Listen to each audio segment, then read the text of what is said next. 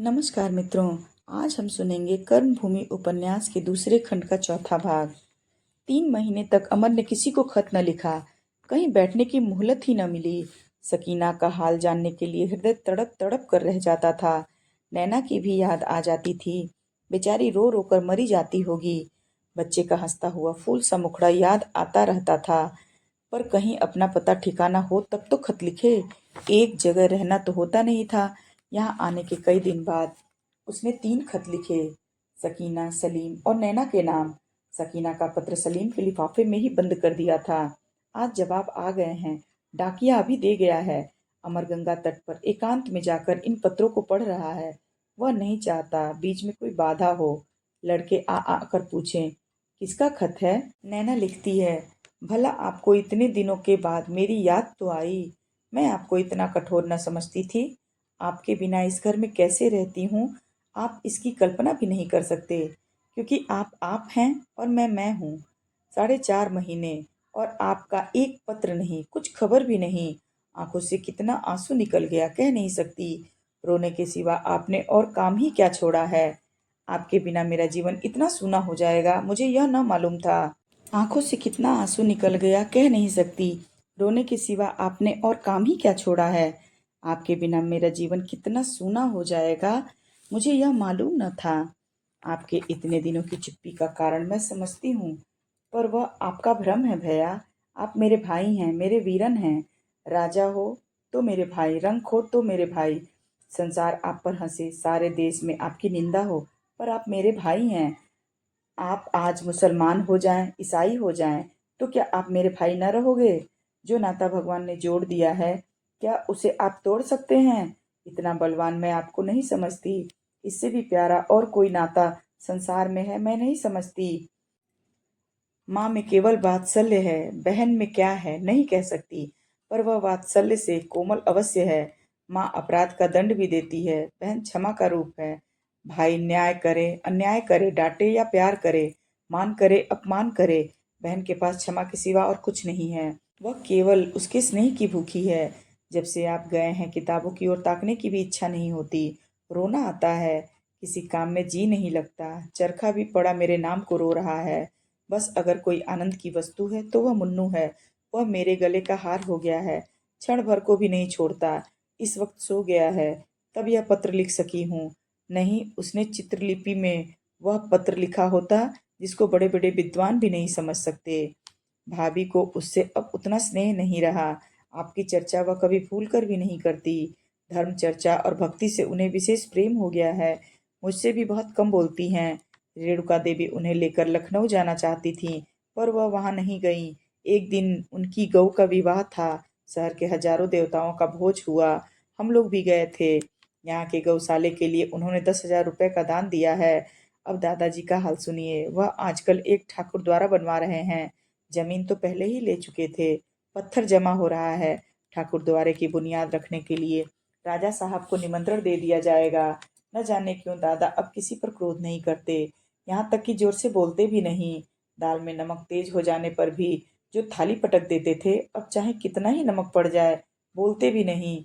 सुनती हूँ असामियों पर भी उतनी सख्ती नहीं करते। जिस दिन बुनियाद पड़ेगी बहुत से आसामियों का बकाया मुआफ भी करेंगे। पठानिन को अब 5 की जगह 25 रुपए मिलने लगे हैं।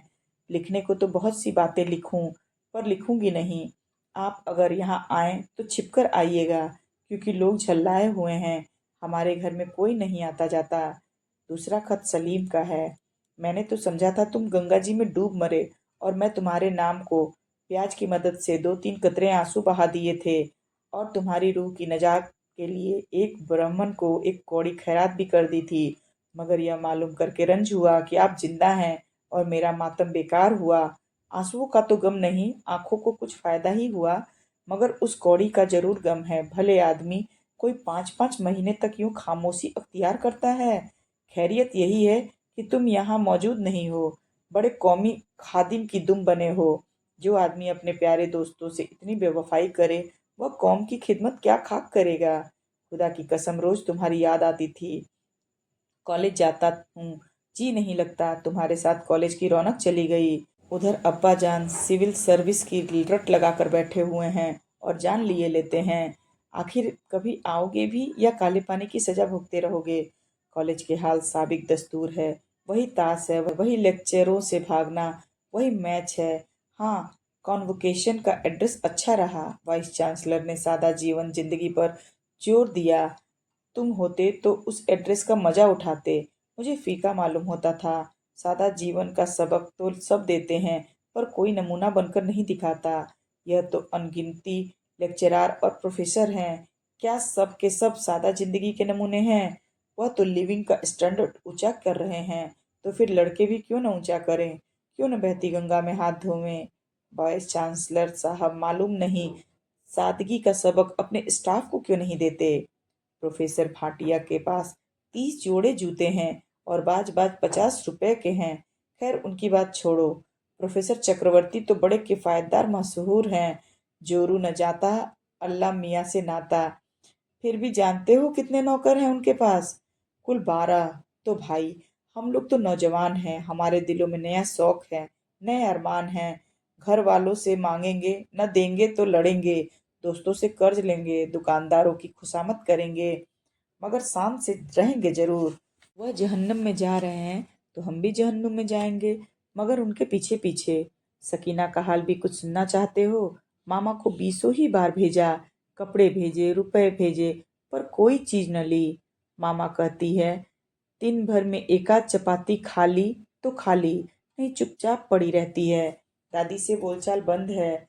कल तुम्हारा खत पाते ही उसके पास भेज दिया था। उसका जवाब जो आया उसकी हूबहू नकल यह है। असली खत उस वक्त देखने को पाओगे जब यहाँ आ जाओगे। बाबूजी, आपको मुझ बदनसीब के कारण यह सजा मिली, इसका मुझे बड़ा रंज है। और क्या कहूँ, जीती हूँ और आपको याद करती हूँ। इतना अरमान है कि मरने के पहले एक बार आपको देख लेती, लेकिन इसमें भी आपकी बदनामी ही है। और मैं तो बदनाम हो ही चुकी। कल आपका खत मिला, तब से कितनी बार सौदा उठ चुका है कि आपके पास चली आऊं। क्या आप नाराज होंगे? मुझे तो यह खौफ नहीं, मगर दिल को समझाऊंगी और शायद कभी मरूंगी भी नहीं। कुछ देर तो गुस्से के मारे तुम्हारा खत न खोला, पर कब तक? खत खोला, पढ़ा, रोई, फिर पढ़ा, फिर रोई।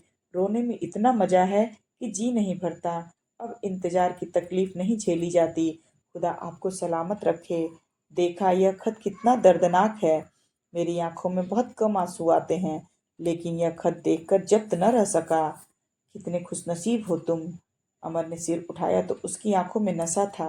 वह नशा जिसमें आलस्य नहीं, स्फूर्ति है, लालिमा नहीं, दीप्ति है, उन्माद नहीं, विस्मृति नहीं, जागृति है।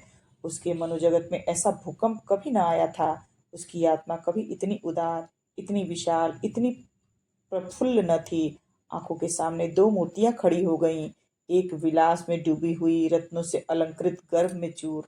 दूसरी सरल माधुर्य से भूषित, लज्जा और विनय से सिर झुकाए हुए। उसका प्यासा हृदय उस खुशबूदार मीठे शरबत से हटकर इस शीतल जल की ओर लपका। उसने पत्र के उस अंश को फिर पढ़ा, फिर आवेश में जाकर गंगा तट पर टहलने लगा। सकीना से कैसे मिले? यह ग्रामीण जीवन उसे पसंद आएगा। कितनी सुकुमार है, कितनी कोमल वह, और यह कठोर जीवन कैसे आकर उसकी दिलजोई करे। उसकी वह सूरत याद आ गई जब उसने कहा था, बाबूजी मैं भी चलती हूँ। ओह, कितना अनुराग था। किसी मजूर को गड्ढा खोदते खोदते जैसे कोई रत्न मिल जाए और वह अपने अज्ञान में उसे कांच का टुकड़ा ही समझ रहा हो। इतना अरमान है कि मरने से पहले आपको देख लेती। यह वाक्य जैसे उसके हृदय में चिमट गया था। उसका मन जैसे गंगा की लहरों पर तैरता हुआ सकीना को खोज रहा था। लहरों की ओर तन्मयता से ताकते ताकते उसे मालूम हुआ, मैं बहा जा रहा हूँ। वह चौंक कर घर की तरफ चला। दोनों आंखें तर, नाक पर लाली और गालों पर आर्द्रता। आप सुन रहे थे कर्मभूमि उपन्यास के दूसरे खंड का चौथा भाग। जल्दी ही मिलते हैं अगले भाग के साथ। तब तक आपका समय शुभ हो। धन्यवाद।